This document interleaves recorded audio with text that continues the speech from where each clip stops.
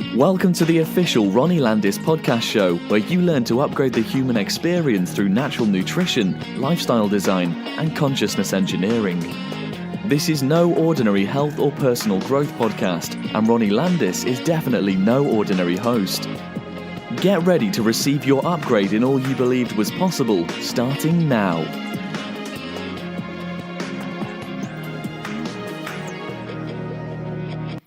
Greetings, everyone. Ronnie Landis here. Welcome to another edition of the official Ronnie Landis podcast show. And I am so excited to bring on this episode with you. I've been waiting months and months to officially release it. I mean, I could say that about every single episode. This one in particular right now in this moment, though, is very special to me. It's bringing on a good friend and someone that I've looked up to for quite some time, Preston Smiles. And you may have seen his YouTube videos online, his Facebook, his social media presence. I mean, this guy is a powerhouse. He is a force of love. And that's his message. That's his new book also that was released, about a couple months ago, I believe, called Love Louder. And I even was so compelled by his message, by his presence, by the connection that has been created between him and me, that I went and bought 5 of his books when they came out. And I don't actually do that. I don't know why I did. I just felt like I wanted to support him because his message is so powerful, it's so unique, and he embodies it in such a way that it compelled me to simply just support him. And I read his book, and it's fantastic. And we will definitely discuss that throughout the interview. One thing I want to say, I'm here in Egypt right now. I've been here for a little over a week, and I bumped into Preston. We hadn't seen each other in years, although we've cross-communicated and obviously did this interview. But I hadn't seen him in years, and we bumped into each other at a cafe in Venice, California, about 2 days before I got on a plane to head over to Turkey and then eventually over here to Egypt. And I have to say that this man he's just he's a unique individual, and he really, really embodies his message, and it shows up in his interactions with people. It shows up in his YouTube videos. It shows up in his Facebook posts. It shows up in the way that he hugs you, like all kinds of things that I could say about him. But it's clear that I just have a lot of respect and a lot of admiration for this individual. I appreciate his friendship. I appreciate the work that he does in the world. And I sincerely appreciate this conversation that we had. And I know each one of you listening is going to experience a shift. I don't know what that shift is going to be. I don't know what it's going to do, but it's going to shift you in a certain way. One of the quotes that he said as I was kind of picking through the interview before I jumped on to record this introduction was that, let me grab it for a moment. One of his consistent quotes that he uses to package up his message, which is, "Love will always find a way. Everything else will find an excuse, but love will always find a way." I really appreciate that. There's been times in my life where I've experienced some rock bottom challenges, and I could make up a million different excuses for why it would not work, why I should not play the game full out, right? But as he says, love will always find a way. And love always does. And I mean, if you didn't get anything else out of this, if you didn't even listen to this conversation, listen to that and get that one insight. That to me has been the most powerful. But this conversation is it's one for the ages. It's amazing. And so without further ado, I want to invite you to take a moment, just a moment of mindfulness. Take a deep breath, feel into your heart, and prepare to love louder with Preston Smiles. Enjoy.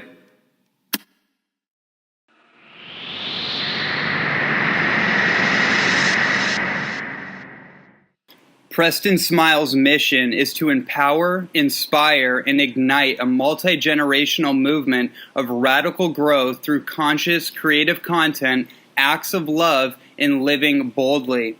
He believes we're here to leave the planet better than we found it, and he's committed to motivating others to join him on that mission and live their best life now. Welcome to the show. Thanks, man. Yeah, it's a pleasure, man. There's so much I want to talk to you about, and like I said before we got on here, it's been years in the making, and it's been an honor to watch your journey and the work that you've done, the evolution of that work, how it is just morphed into what it is now, which we're definitely going to talk about. But it's just a pleasure and an honor.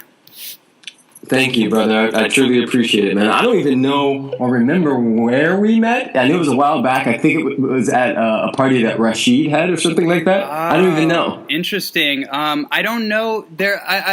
When I was deeper in the Los Angeles scene, I do remember kind of seeing you at, like probably Rashid's party or something. But I do remember the moment that I talked to you for just a minute at Agape. Ah, yes. Yeah, yes. You were standing out there in your I don't know what you call it, like cowboy-esque hat, and you're doing, and I didn't really know who you were per se. I just knew that I saw some of your videos, and I just wanted to talk to you for a minute. And that Agape connection, just on that note, is so deep. It's so serendipitous with so many of the closest people in my life. And so that was the moment that I remember talking to you. Yes, man. Beautiful. Beautiful. So where I would love to start with you is usually where I start with everybody. It's kind of the hero's journey theme to get us started. And my question is, for the work that you do, in your message, in your purpose, there was an impetus, there was an original inspiration that acted as a catalyst of some sort. It may have been like a number of things, but I'd love for you to share with all of us, what was that original inspiration for you? See, when I get asked this question, I'm weary to answer it because there's like 13 of them for me. Yeah. Like seriously. But I'll go back to, I was 15 years old when one of my best friends, Scott, called me to come out and hang and drink and do runouts, which is where we basically go in a liquor store, grab all the alcohol and run out at full steam, and do what we always did. And this is the first time I had a true understanding of intuition, because something said no, and it was a clear no. And just to rewind a bit, my dad, at a very early age, caught me smoking weed when I was 11 years old. And he sat me down and he said, I have no problem with marijuana. It's of the earth. There's many people who do it, but what I have for you, the question I have for you, and he's speaking to an 11-year-old, by the way. He said, and I don't want you to answer this right now, but I want you to look at everybody who's doing that and ask yourself, do you want their lives? And I went to answer and he said, no, I don't want you to answer right now. I just want you to sit with that. And then he ended the conversation by saying, you're a leader. And you're such a leader that if everybody's going left and something in your heart says go right, you will do it anyway. And he's speaking to an 11-year-old. He's lifting me high and holding me in space. And that was one of those conversations that now, let's flash to 15 years old, I'm in a gang in some ways, but I'm also skating between being in a gang and also a basketball player and also a really good, sweet kid who doesn't know how to be with his emotions. And there's a lot happening all at once. And my buddy calls me to come out and hang like he always did. And for some reason, it was a no. So I said no, and he was like, "Oh, you gonna be a beep?" And I'm like, "Yep, I'm gonna be a beat tonight." And he was like, "All right, man, we'll get up tomorrow." And I'm like, "Cool, we'll talk tomorrow." And we hung up the phone, and within an hour, every single person in that blue Astro van was shot, and my best friend Scott was shot in the head and died on the scene. And for me, this was a gigantic wake-up call. For lots of my life, I said that this happened to me. And now, standing in the place of power, I understand that it happened for me, and that Scott lives on through me, and that instance scared me enough, because that's, at 15, it's all play until somebody actually gets hurt. And it scared me enough that I asked my father, could I leave? And he said, where do you want to go? And I said, I don't care. I just don't want to be in California. And he put me on a plane to Pittsburgh, Pennsylvania. 2 weeks later, I got off a plane. There was a sign with my name on it. And this woman, Shirley Russell, my dad's high school sweetheart, who I still love to this day and will be at my wedding, and she became my new mom. And I checked into North Allegheny High School, which at the time was one of the richest high schools in America, public schools. They had turf football fields. You could eat off the ground. The whole thing was crazy. And I had a realization at North Allegheny High that changed my life forever, and it's one of the reasons why I do what I do and I speak the way I speak. The realization was, I was in this kid's BMW, zooming through these streets, and they were drinking, and everybody was smoking weed, drinking, listening to Outkast, Tupac, and Biggie. Mm-hmm. And I thought to myself, this is interesting, because the kids at my old school, Carson High and San Pedro High and Gardena and Westchester, all the schools I got kicked out of, were also smoking weed, drinking, listening to Outkast, Tupac, and Biggie. But they were doing the same things but getting two different results based on the environment that was set up for them. And in that moment, I realized that underneath all of our stories, gay, straight, white, black, Christian, Muslim, underneath all of that stuff is our truth, which is love. That's our essence. And that opened the can for me to understand that it wasn't that black people or brown people or whatever were less than. It was the environment that was set up for us that was different. And I didn't, and this took years, because there was a lot of blame on the government and the man and all of that stuff for quite a while. And then I came to the realization that Jesus did when he said, forgive them, Father, for they know not what they do. And I came to understand that illusion is a separation. Separation is an illusion, and that none of it is actually true with a capital T. And man, I could go on for like 10 hours on this, but that's it. That's what started this process. That's so incredible, man. That story definitely touches a piece of my heart. I have similar experiences growing up, and I remember when I was 15 years old, it's funny you mentioned that, because I resonate in a similar way. I was raised as a martial artist. Actually, my first memories of being on this earth were of Bruce Lee when I was 4 years old. I was kind of born into it, and yes. I was raised with like a Bushido, very, traditional, almost like ancestral mindset around martial arts, and I didn't really see it around me based on the modern day environment. Long story short, though, I too had kind of gone off the path, and when I was 15 and surrounded by the same influences that you're talking about, a voice came into my consciousness and just said, do you think you're going to live forever? And it shifted me, because I had these dreams of being an Olympic competitor in Taekwondo. I had these dreams of fulfilling this impulse inside of me that was being medicated through mediocrity and all the different activities that our peers engage in. And so that moment shifted me step by step out of that, where I started to actually live that dream. And so that just really resonates with me. And on top of that, this idea around, or this visceral sense around love has been penetrating me so much. And you have a really incredible quote: love will find a way, everything else will find an excuse. Yes, sir. And I want to touch on that, because when I think about that quote, I reflect back at the movie reel of my life, and every single thing that I've overcome and gone through, it was that. Even if I didn't know it was love, it was a love that was propelling me through, yes. Conceptually impossible situations, and somehow a way was found out of no way. So I'd love to touch on that with you. Yeah, man. That's what it's all about. I mean, from a more metaphysical standpoint, love, we can't be separate from love. And, that's a whole deeper cut at this thing. But, at the sort of like base level human stuff, love will find a way. Everything else will find an excuse. And the idea and the understanding is that, when you're truly committed to something and moving from the space, because it's all about alignment. I teach that it's not your job to make it happen. It's your job to welcome it, to become the space for creativity, to become the space for joy, to become the space for your loved ones and everybody to enter that space and for things to manifest. So for me, it's more about alignment than it is about making a way, per se. Yes.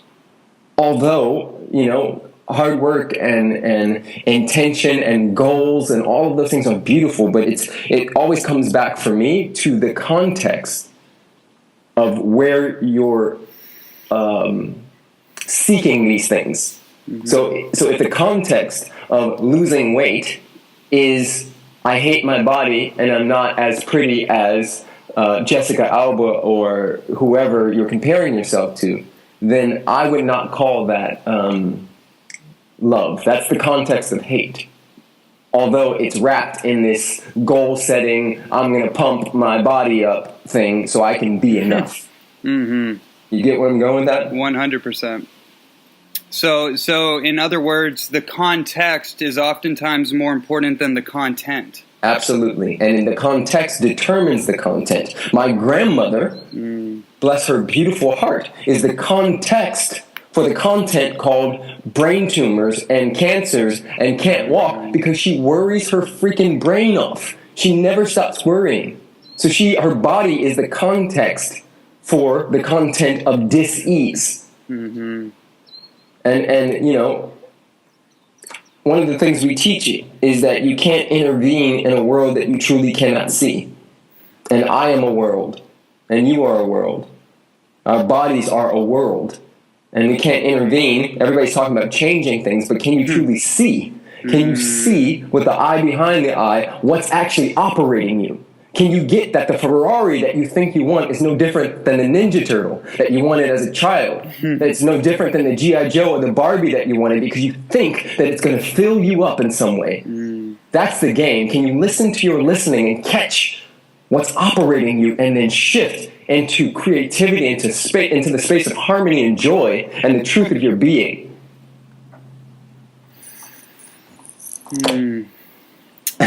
No, it's so beautiful. I was taking a moment to pause and let that sink in, and it's so universally applicable because in the work I do in the health space, I really have dedicated a lot of my investment to the most extreme cases of debilitation and quote-unquote disease. I work with so many people with all kinds of stage forms of cancer and all kinds of, quote-unquote diseases, however you want to kind of umbrella that, and every gradient, people that are healthy and just want to improve their life, their psychology, all the way to people on death's door.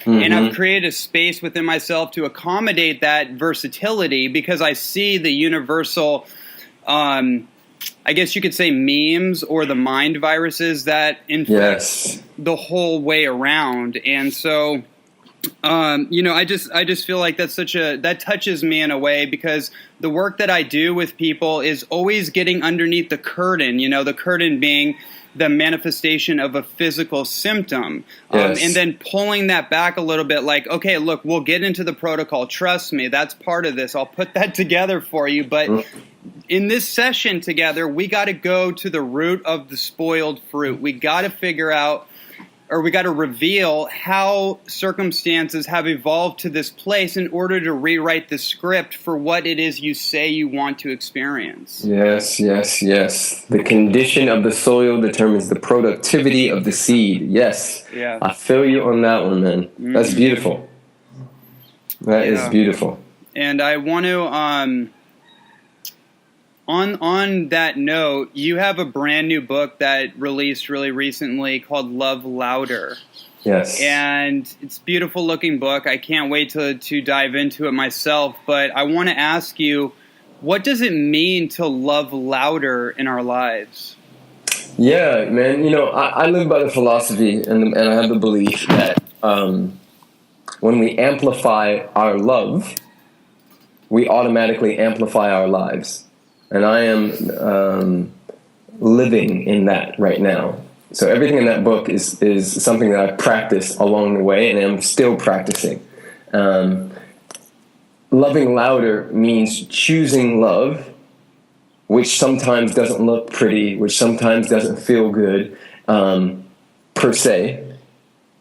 In the midst of the storm, understanding that this too shall pass, and also understanding that the body is a living library that stores all traumas. Everything that has ever happened to all of us is stored in our bodies. And when we allow experiences to complete themselves, like children do, then we create space and possibility for, let's say, financial abundance. We create space and possibility for creativity. We create space and possibility for love relationships. And all of this happens through rituals and practices. So it's 33 ways to amplify your life through the vehicle of love. And, I found that this is some of the most powerful work. And if anybody wants to get the book, then they'll find out themselves. But yeah, it's beautiful, man. To me, loving louder is all there is at this point, And, I believe it's our duty. Anybody who knows, anybody who even has an inkling that love is the way, that anybody who has an inkling or understands that no matter what the question is, that love is the answer, that it's our duty to become love's voice. Which is why I hashtag that everywhere I go. You know what I mean? Mm-hmm. Yeah, man, you really embody that message, and I think that's really it's a teaching and demonstration. You're demonstrating your teaching through the way that you show up, the way that you share the message, the way that we're having this conversation right now. It's a living teaching. Yes, and that's what I love about it, because one of the epiphanies I had in my journey of identity reinvention, I guess you could say, and really narrowing down like how I wanted to show up, not having to fix myself into identity before I showed up, but in the process of doing it in a public way, I was learning about myself by the act of doing it and being accountable by putting myself in front of a camera, speaking in front of people at, now giving 300 lectures. I don't even know. But the point is that I put myself in that position to learn about myself more than anything. Like Spirit knew something that I didn't know, and it knew that I would catch up if if I just took the action step, right? Yes. Yeah. There was something else that came up with that, but So the thing I wanted to just say about that, I really like what you said about loving louder is amplifying your life. Yes. It's increasing the volume and the pitch of what's already there to begin with. What I find with people oftentimes, and myself included, is that we are cosmetically trying to alter circumstances or alter our appearance or alter our marketing on social media or whatever. And what I love about you, and looking at your website brought this up in me too. I was like, wow, this is one of the most smiley people I've ever met. Preston smiles. This dude is he is vivacious. He's highly enthusiastic, and I could tell it's actually an expression. And so it touched something in me to further amplify my own life, to love more, to smile more, to physically smile, right? A lot of people feel like, well, I just don't feel good. It's like, well, your physiology is telling you something. Why don't I feel good? Well, look in the mirror. If you smile more, you'll start to feel better. Yes, for sure. That is a huge practical tip that I give people all the time. People ask, because a lot of people meet me and they're like, dude, you're like a big freaking kid. And the answer is, yeah, I am. Because I understand that motion creates emotion, and I understand that everything that we're teaching now, we already came with. All of this stuff is just a reminder, and all we have to do is watch children. Children are the most magical beings ever until we domesticate them like German shepherds. Yes. And then they stop remembering. So for me, it's been slowing down to the speed of wisdom and remembering that it's always perfect and always, even when it doesn't appear to be. That's the biggest one. It's always perfect and always, even when it doesn't appear to be. And in America especially, we get caught up in this glass half empty, half full thing. And I'm all about understanding and being grateful that I have a glass. Getting pumped. And the question is, can you be grateful in the midst of a breakup? Can you be grateful in the midst of an empty bank account? Can you be grateful in the midst of a sick parent or a sick child? Can you see the beauty and the magic and the perfection in those states? Because if you can, you'll what's this thing? If you can, you'll be gifted with more. Like we have, everybody has let's say a 6-ounce cup.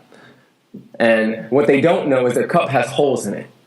And it's bleeding out. So every time they put something in, they lift weights, they put on certain makeup, they do all these things to dress the cup up. But all the while, every time something goes in the cup, it never stays. It never sticks. Because the cup is draining out. And as we start to understand, that we have holes in the cup and that's beautiful in itself, and it's always perfect, and then start to experience our experience and be like children. Children, 1 minute will be playing on a swing with, let's say, Tommy. And then Tommy steals the swing. The little kid runs to his mom. Tommy stole my swing! And he goes through his experience and he runs back. And 5 minutes later, he's playing with Tommy again. Yeah. But now, as adults, somebody steals $10 from us and we want to kill them.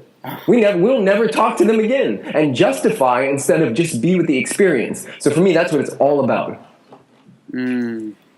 That's a powerful place. I was thinking, too, when you mentioned the cosmetics that we're dressing up the glass in this example, it's interesting because in my world, there's a process of detoxification that universally occurs when somebody has built up their glass incongruent to, let's just call it their soul's genuine expression or just health and vitality. Yes. And there is a cleansing, a purging that must occur in order to rebuild the house. In this case, somebody's body and their life. And this is the most fascinating psychological avenue for me because in that process of losing things, losing what we thought was important, the things we were holding on to, in a physical sense, people have to lose muscle definition. They have to lose all this stuff that has been cemented in their physical body. But after that process goes through phase 1, then it's the emotional body that starts purging. And then it's the mind body. And then you get to that place of serenity and oneness with yourself once you've cleansed to a certain amount those proverbial bodies, right? So it's kind of like, it's funny, I interpret things from that perspective. It's like, wow, it's really a cleansing effect. Yes. One of my favorite quotes from the movie Ashes and Snow is, ever since my house burned down, I see the moon more clearly. And, it's interesting. I had a client write me today about a crazy panic attack she was in and how everything was crashing. And I wrote back, amazing, with a bunch of Z's and a bunch of I's and a bunch of INGs. And I said, congratulations, because, out of our greatest pain usually comes our greatest gain. And once we embrace what is there for us, when everything starts to crash, then we turn our pain into power and our wounds into wisdom. And from that space, your mess turns into your message, and you get to serve people. You get to be of service, because that's what it's all about when it's all said and done. We've all heard this before, but the key to living is giving. Mm-hmm. And the universal law of circulation, for me, has been the biggest game changer of all, And I use the term, and this is in my book as well, Love Louder, the double boomerang effect. Where let's say, Ronnie, you throw a boomerang with your right hand, which is you giving, serving, putting out podcasts, doing all kinds of stuff for free, right? Doing stuff when nobody's watching, picking up trash off the planet, doing all these things you're giving with your right hand. That's your boomerang, and you're throwing it out there. And then, let's say 4 months later, 2 months later, 2 days later, you're receiving someone else's boomerang with your left. And that has been the story of my life. You know, even how I got this book deal. I got a 6-figure book deal with Simon & Schuster without ever putting together a proposal or even trying to. I've never even written a damn book. I'm dyslexic. And I got a 3-book deal.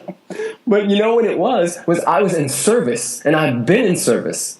So understanding that principle, that the key to living is giving. And Shakespeare reminds us in Romeo and Juliet, when Juliet says, "My bounty is as boundless as the sea, my love as deep. The more I give to thee, the more I have, for both are infinite." The more I give to thee, the more I have, for both are infinite. That is ridiculous. That is it. Nailed it. Mic dropped. It's all game over or game on. It's almost too simple to understand, which is kind of a cosmic giggle in and of itself. Too simple to understand. It's kind of like the example of a fish doesn't understand water. The fish can't see the water because it's the unified fabric of its environment is just it is in water, so it doesn't examine it. It's too close to it, right? And I feel like it's like that in our lives with what you're saying. Because it's so, I notice within me, and I know from a much more pronounced perspective, this is going on with other people, when I feel completely cracked open in gratitude. Like I don't have to get myself in gratitude anymore. It's a part of my being. It literally cracks me now. And the overflow comes through me. And I do notice, or I should say I have noticed, the little bit of resistance inside of me to fully levitate into it, to fully open up into it. But now it's like the fear dissolves because it's I know that's a passing theme, and it just wants to be transmuted into that overflow. Yes. Yeah. Yeah. That's awesome, dude. Yeah. I'm with you. I teach something called the 3 Gs. Giving, gratitude, and growth. Those are the 3 principles that I live by. So on the money. And you know what? This is a great way to segue into a slightly different conversation, but one that I think I'm definitely interested in as a currently quote unquote single man, but understanding the power of having a power couple. You know, yes. Especially in the work that you do, the work that I do. It's definitely something that keeps kind of, it's on my radar and seeing the power in that. So my question is, what lessons have you learned while pursuing your individual purpose and passion while simultaneously being invested in your relationship with a partner who is equally on her purpose? Yes, man. It's been the biggest game changer of my entire life, man. Like, this, as you know, anybody who's ever been in a relationship and actually wanted it or desired or had the intention for it to be healthy. That's a good distinction right there. For sure, because anybody can be in a relationship, but if you are in the practice of having an awesome and epic relationship, that's a game changer, and that takes work. That is a constant checking in and can be and show you where your work still is. So Alexi is the #1 card holder to some of my biggest triggers, and I am the same for her. And that's what's so amazing, because we keep raising the bar with each other, like we're like ultimate workout partners. And because of that, we're like exponentially growing as well, and really fast, because there is no out in some ways, like in the sense where she holds a really high bar for herself, and so do I. And, there's nothing that she would let me share or I would let her share unless she was living it continuously. Now, this is not saying that both of us are getting a 10 out of 10 and that we're perfect, but all kinds of stuff comes up, man. All kinds of stuff. I'll tell you a story that happened recently that has been amazing for us.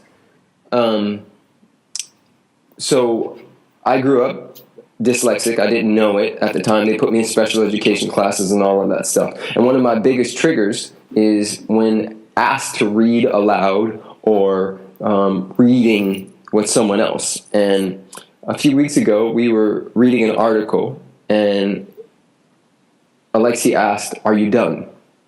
And I said, "Yeah." Now, take in mind, she's one of those people, which is why this is perfect. It's a perfect match. She's one of those people that can read a 200-page book in like 2 hours. Like, she's a speed genius reader. And it takes me 2 hours to get through maybe 5 pages. Like, it's a lot for me, right? So, what a perfect match made in heaven, in the stars, for her to be education and reading and all of those things. Her whole life has been beautiful. When she was like a science nerd, and she was like, school was great for her. And school was like torture for me. This was like the worst place I could ever go, because it just reaffirmed how stupid and dumb I was every day. Wow. So she's reading, we're both reading this article, and she says, "Are you done?" And I said, "Yeah." And she went to the next page, and she started reading again, and I had all this stuff come up in me because I lied. I was still on the first paragraph when she was at the bottom of the page. Oh, wow. And because I didn't want to feel stupid or like I couldn't read as fast, I lied. And while she was reading the second page, I just stopped and I said, "Babe, I got to tell you something. I just lied to you and to myself, and I feel ashamed, and there's a lot coming up for me, and I just want to be with this moment right now." And that in itself was work. Was work, because she holds me very high. I hold her very high, and that was a trigger for me. And that's still every time something like that comes up, it points to where the work still is. You know, one of my favorite quotes is, "What imprisons us also points to our freedom." So whatever you're Yeah. So that in itself was powerful, and those things like that are happening all the time in our relationship. Power couples, relationships, it's the biggest transformation game in the world. There isn't a workshop you could go to that could be better than choosing to be in a conscious, powerhouse, healthy relationship. I'm all for it, and because of it, my bank account, my spiritual bank account, my physical bank account, all of it is like on fire right now. Oh, okay. Let's hit on that. So what comes up for me is that well, not even what comes up, but just more my curiosity. Well, yeah, I'll just share what comes up. Yeah. Let me phrase this accurately. This is strong. Wow. This is like, there's a, it's hard to put into words, but I'll attempt it here. As a man who is driven by ambition, like driven by providence, there is the thought form, or I should say there has been the thought form, that somehow investing into a relationship will somehow distract me from my core purpose. Yes. Right. Yes. So that's kind of what I want to open up with you in that sense. Especially I find like young men, I'm sure this is true for women, but especially for men that are very driven and are very purpose driven, there can be that little bit of a distractible, I guess, edge, or the thought of it anyways. Yeah. So I'm just curious, like, had that ever come up for you, and how did you, or better yet, what has been your experience with that, I guess, what I'm trying to say. Yes, I love that you said that, because that was my conversation for years. Okay. And that's a lot of people, especially very A-type driven people who have big missions in the world. That conversation comes up. And then what we use to justify it is like, oh, well, you know, all the big leaders end up being single because they have so much work to do. And dude, it's been the exact opposite for me. The exact opposite. All of those fears, it's done the exact opposite. And that's why I said everything is on fire. Everything is on fire, and it's lifting, and it's going faster and higher than I ever could imagine because of the relationship. It's like literally having a spiritual workout partner, 24 hours a day, who you get to kiss and love on and find out where you're still hiding out and clean those places. Because our only job is to clean up our own consciousness. As Mother Teresa said, yes. If everybody cleaned up their own doorstep, the whole world would be clean. So, yeah. You can't find out where the dirt is unless you're in relation. We are social beings. So it's easy to hide out, and I'm speaking about myself and potentially you and anybody else. It's easy, and I'll say this for sure, I was hiding out in my mission. And it's so easy when no one's threatening that or putting a mirror in front of me and showing me the places where I'm still not living what I'm saying. Yes. So by being in a power couple relationship with Alexi, she's showing me, even with simple things, dude, like literally, we'll have disagreements about a freaking towel, you know, because she has a standard about what neat looks like when the towel is on the towel rack. And that'll come up for us, and it'll show me where I still have the conversation about growing up with a powerful mother and sister and feeling overwhelmed and bullied by them, right? And I can see the emotions and the triggers come up from that, and them showing up. And one of the big things in Alexi and I's conversation as a couple is, most of the stuff that shows up in our relationship was there before we met each other. Yes. So we came with it. We brought it. It was packed in the bag. And all that's happening is these little triggers are showing us what we already came with. So it's lighter fluid to the giant freaking forest fire that's ready to take off. So I'm like all for people meeting their one or their two or their three or their four and diving all in. And it doesn't always have to equal your one. You know, we've let go of this idea that, you know, it has to be 1,000 years or 100 years or 10 years or whatever we do in our society. We take that whole thing off, man. Uh-huh. Yeah, so, okay, this is so good. What I was searching for originally, you brought up, what came up for me is that the fear of doing the work, and not putting a charge on the word work, but doing the activity of being seen, essentially. That fear of, like, you know, we can, like, for me, in just being a public figure, a speaker, whatever you call it, there is a certain again, identity creation that goes into it, and my genuine desire is always to embody an authenticity, but it's easy when your full focus, in my situation, yours I'm sure too, and many others, is in the framework or the context of your career. So that can be easier for a lot of us, especially as young men, to embody that fragment or that part, but then the relationship thing is it's a magnifying glass, and then that's when the ancestral or childlike fears are they're put on display. Yes, they are, in a major way, and I welcome that. You know, and you know, to me, that I didn't even know that this would be the next stage of my evolution. But it blew everything out of the water. You can just look, dude. Like, track what's happening even on my social media. Like, anything I put out hits, 1,000 at least. You know, up to 100,000 to 200 to, like, you know what I mean? Like, so all of that stuff is proof in the pudding that something has shifted. You know, because based on results. These aren't tactics. This is stuff I've been up to this when nobody's watching. Yes. You go far enough down my Facebook, you'll see 2 likes on things. You'll see videos of me, doing especially on YouTube, Like, I've been doing this a long time when nobody was watching. And all of it has been a setup, man. I'm being used, and, there's nothing more powerful than a conscious relationship, man. I'm all for it. Okay.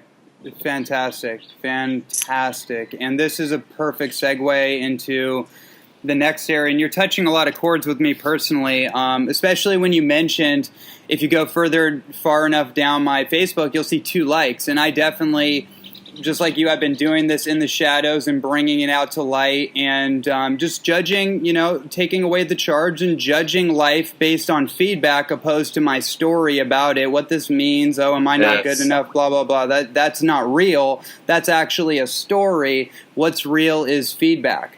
Yes. And so,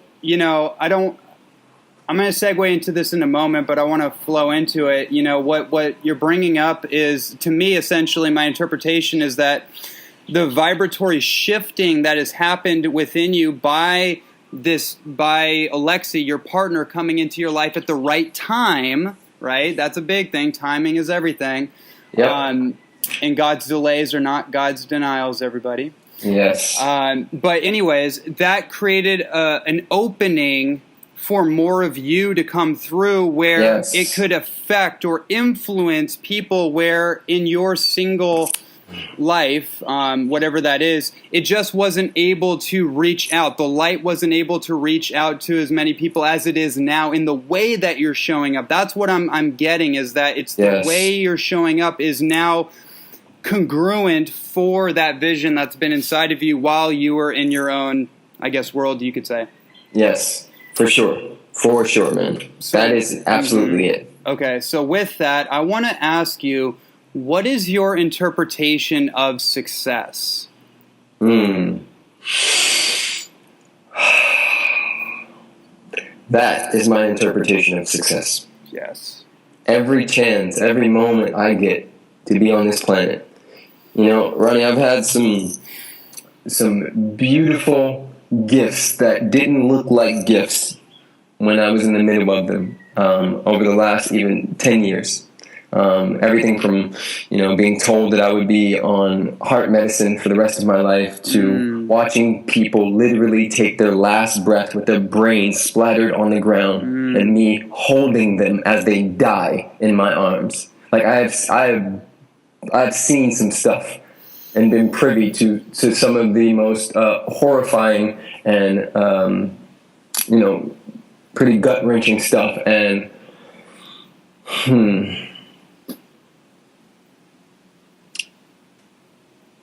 for me, I never want to forget how beautiful it is just to be in the dance. To be a part of life in this way, in this dimension, in this realm.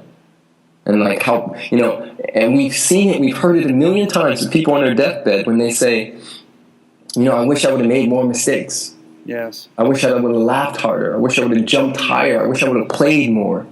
You know? For me, success is when I'm like operating in flow. You know, most people are in to-me conversations. And don't get me wrong, I'm in this as well sometimes. But to-me conversations is life is happening to me. And then by-me conversations are where, you know, a lot of people get to, which is, oh, I'm the creator of my own reality.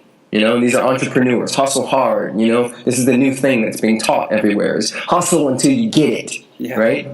But the next conversation is the through me conversation, is the as me conversation, which is surrender to the whole thing.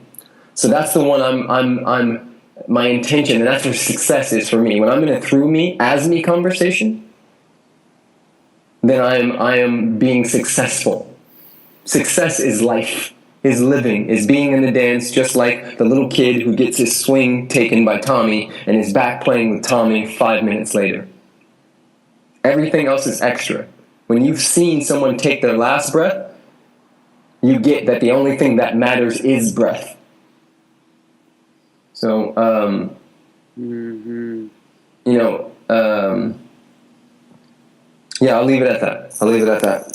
That's a brilliant answer. I love that you brought up the 4 stages of consciousness. Yes. It's funny, I've been bringing that up with a lot of people, and I actually, in December, I did a 7-day retreat in Nicaragua, and I did 2-hour lectures every single day, and the final lecture was based loosely on that theme, actually. It was walking through, I actually, you know, did the whole Joseph Campbell's hero journey breakdown and then led into what you just shared. I found that really, really cool is, yeah, the to me, the by me, the through me, and then as me. Do we have the courage to see life as me? Whatever's happening, whoever I'm talking to, are they an emanation of God as me? Yes, which is it's a profound place to even sink into for a minute, let alone come back to that. And so what comes up for me in this is that ultimately for everyone listening as well, the thing that I want to drive in on this note is that it's a choice. You actually have a choice. There is a menu board of the universe, and you may just not have known how big that is. You may have been going to McDonald's your whole life. You didn't know that there were other options. And so we're just giving you like an expanded bandwidth of what's possible, and you get to make the choice. Indeed. So with the time we have left, I would love to know, what does your daily routine, ritual landscape look like? Like, how do you start your day?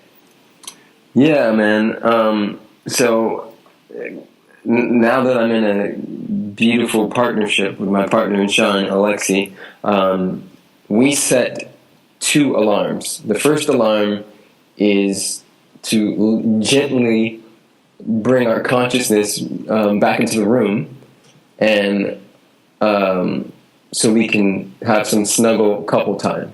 So, and then, about 20 to 30 minutes later, we then actually wake up, and the second alarm goes off. And when that alarm goes off, which is usually around 6:30,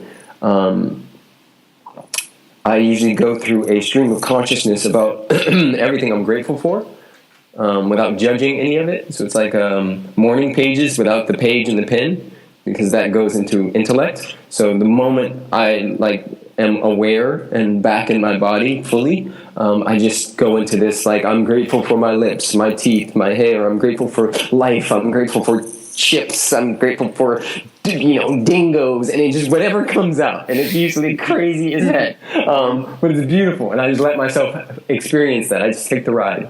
And then we just moved into a new place in Venice. So now, I was in Bali for a month, and that was a different ritual. I would go do that whole thing, then meditate, basically in the jungle, listening to these cicadas singing to me, and then take off all my clothes and jump in my pool completely naked and swim, and then get out of there and stretch and do a little bit of what most people would label as yoga, but just stretching and breathing, and then reading a bit, and then either surfing or doing some type of physical activity, and then posting on social media, commenting back, and et cetera, et cetera. We also do something, I do something every day called the gratitude kata, which goes a little something like this.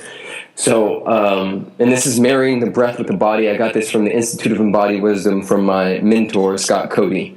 And so basically I stand up, and this literally happens every day. There's not an order to when it happens. I stand up and, facing the west, I do basically like a sun salutation, bringing my arms back to my heart, feeling my heartbeat, just checking in with the heart, bringing gratitude to the heart. And then my arms go back in the air, fully extended. And I say gratitude for God, for divine intelligence. I breathe that in, and I bring my hands back to my heart, breathing that in. And then my hands go out in front of me, stretched out directly in front of me, and I say gratitude for all people, no exceptions. I keep my hands out there until I mean it, and then the hands come back to the heart again. And I breathe that in, and then my hands go down to the ground. I say gratitude for Mother Earth, sustainer of all life. And I breathe that in until I mean it. And then I come back to the heart again. And I take one step forward with my left foot forward, hands out. And I say gratitude for my future, for infinite possibility. And then I breathe that in, back to the heart. Then I turn the exact opposite direction, left foot forward, and I put my hands out again, and I say thank you for my past, for everything that has brought me to this very moment. And I breathe that in and back to the heart. Then I step to the left, and I put my hands out, and I say thank you for the masculine, for warrior energy, for that which is direct, for logic. And I breathe that in, and I come back to the heart, and I go the exact opposite direction to the right of the room or wherever I'm standing. And I say thank you for the feminine, for flow, for intuition, for goddess, for creativity. And I breathe that in, and I bring it back to the heart. And then I turn back to where I started from and do one more salutation back to the heart. And I say, thank you for being with it all so beautifully. And then I take a deep breath and continue.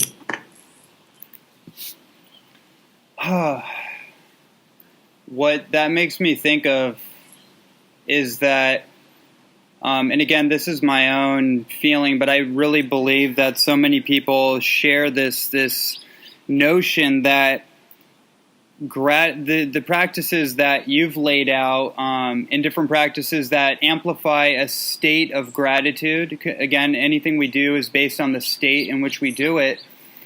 I, for some time, actually had a tug-of-war because I'm such an action-orientated person. Somehow I wouldn't sink in fully to meditation or to gratitude practices because there was a part of me that felt that I wasn't working.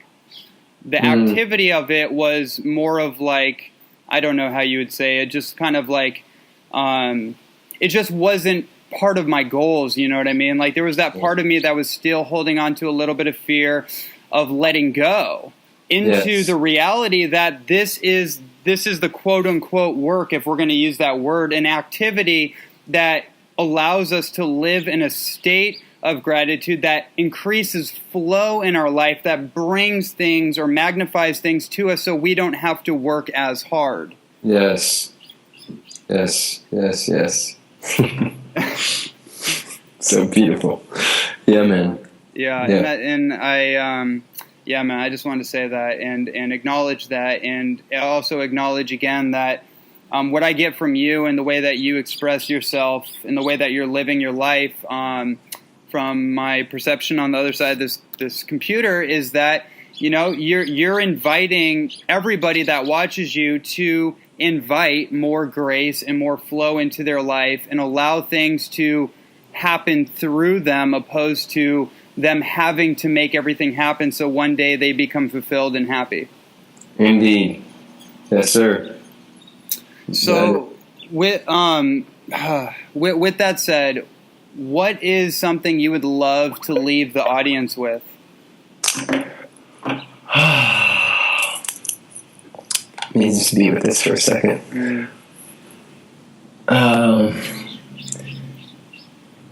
So what's the quote? It's like the laws of physics. Until an equal or opposite, I think an object in motion stays in motion. Yes. Until something basically the same size as it or bigger comes and hits it and sends it into a different direction. So one of the things that I've come to truly understand is that our perspective, which is opinion, creates our perception, which is our awareness. And our perception creates our beliefs, and our beliefs create our behavior, and our behavior creates our experience creates our reality, and our reality creates our next perspective. And this circle and cycle continues until something comes in and jars it and knocks it off. And I invite everybody to do that for themselves. To bring an awareness and just ask yourself, how am I in my own way? What am I believing about this life, about me, about life in itself that has me suffering, that has me in some an illusion that things aren't perfect right now? And then step into that work and knowing that it doesn't have to be ugly and dirty, and you don't have to be in tears, and it doesn't have to be heavy. Transformation and personal development can be fun. You can do this thing with a smile on your face, even in the midst of tears. I'm literally living that right now. All kinds of stuff comes up for me. I get moved daily, all the time, and what imprisons us also points to our freedom. And it's freedom time. It's time to free ourselves. So I invite anybody listening to this call to walk towards anything that scares you the most. Whatever it is that has the biggest hold on you, I invite you to continue to chip away at that thing. on a daily basis, because we are what we practice. Whatever we practice more of, we get more of. And a huge way to do this is through asking powerful questions, because powerful questions call for powerful answers. Like, what am I believing right now? How am I in my own way right now? What is this fear here to teach me? What good is here that I presently cannot see? What would love do now? And now? And now? These are the type of questions that will propel you forward. And you will stack moments on top of moments, and it will become a new normal that has you vibrating so high that you will become the light and the flame wherever you go. So yes, take yourself on. Love will find a way, everything else will find an excuse. We are love's voice.